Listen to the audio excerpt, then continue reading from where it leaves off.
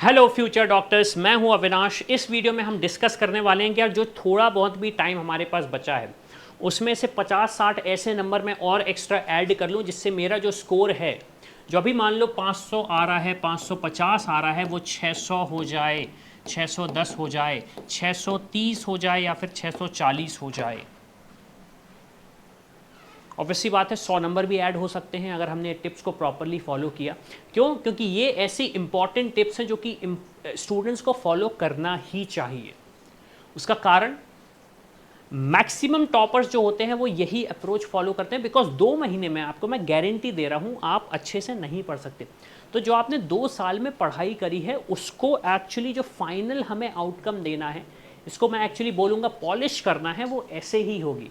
तो सबसे पहले हम जानते हैं कि यार हमारी जो प्रिपरेशन है फिजिक्स की ऐसे पॉलिश करेंगे।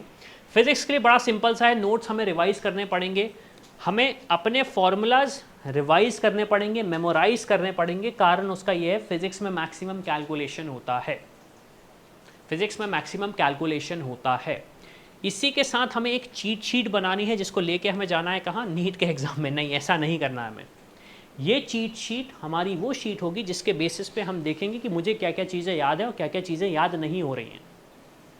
हम बहुत जल्दी एक चीट शीट भी रिलीज़ करेंगे फिजिक्स के लिए जिससे आपको आसानी से सारी चीज़ें याद रहें। और फाइनली हमें प्रैक्टिस करना है एनसीईआरटी की एक्सरसाइज, ताकि हम कोई चीज़ भूलें ना, कोई चीज़ भूलें ना। भूलें ना का मतलब टॉपिक। फिर हम आ जाते हैं केमिस्ट्री में। केमिस्ट्री में, ऑर्गेनिक केमिस्ट्री में फोकस तो करना ही है हमें। इनऑर्गेनिक केमिस्ट्री की प्रैक्टिस करना बहुत ज़रूरी है। क्यों? क्योंकि इनऑर्गेनिक केमिस्ट्री भी कैलकुलेशन बेस्ड होती है, उसमें याद कुछ नहीं कर पाते आप। और सबसे बड़ी गलती जो स्टूडेंट्स करते हैं, मैं गारंटी ले रहा हूँ ये आप भी कर रहे होंगे, हाई वेटेज टॉपिक्स को इग्नोर करना। क्यों? बहुत सारा टाइम है, बहुत सारी चीज़ें पढ़नी, मैं कैसे करूँगा।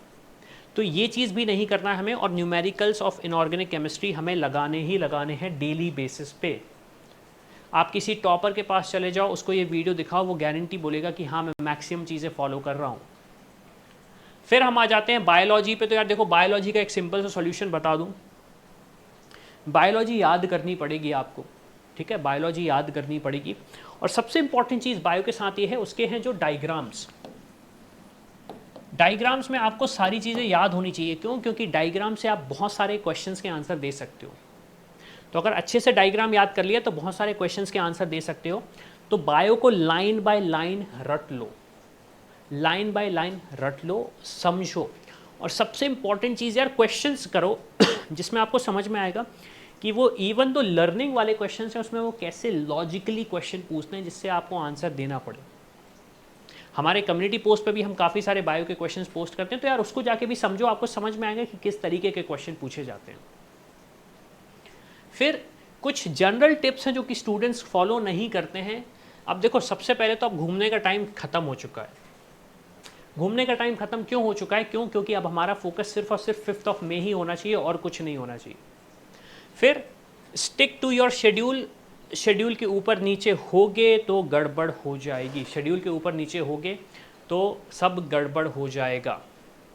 और देखो, अब 2 महीने ही पढ़ाई करना है, इसके ऊपर कुछ नहीं करना है। ऑब्वियस सी बात है, आपका एग्ज़ाम आने वाला है।